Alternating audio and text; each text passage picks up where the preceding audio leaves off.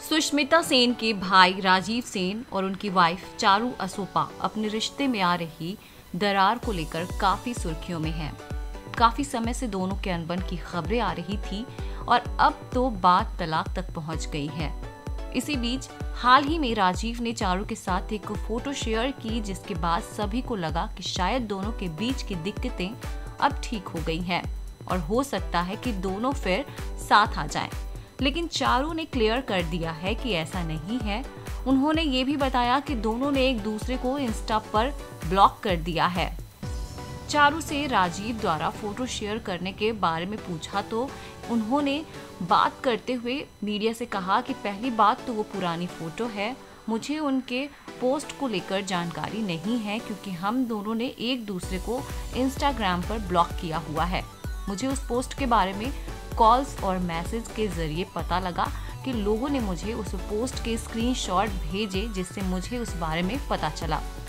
मुझे पता नहीं उन्होंने वो फोटो क्यों शेयर की, क्योंकि कुछ दिन पहले मैंने उन्हें तलाक का ड्राफ्ट भेजा था।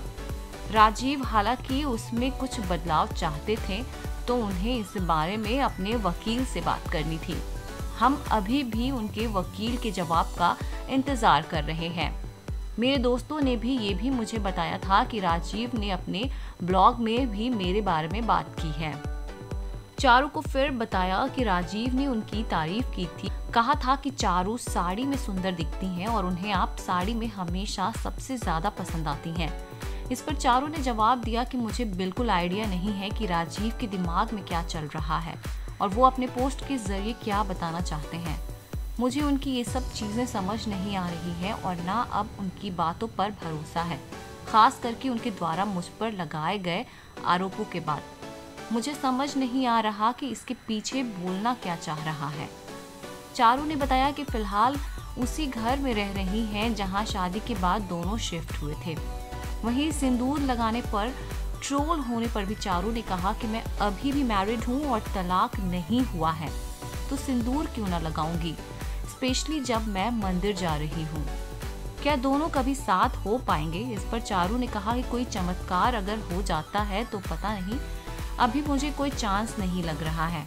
मैंने अब अपना मन बना लिया है। वैसे देखिए ये कितना फनी है ना कि मुझ पर पहली शादी छिपाने का आरोप लगाया और अब ये कह रहे हैं कि मुझ पर जो उन्होंने आरोप लगाया वो गलत है।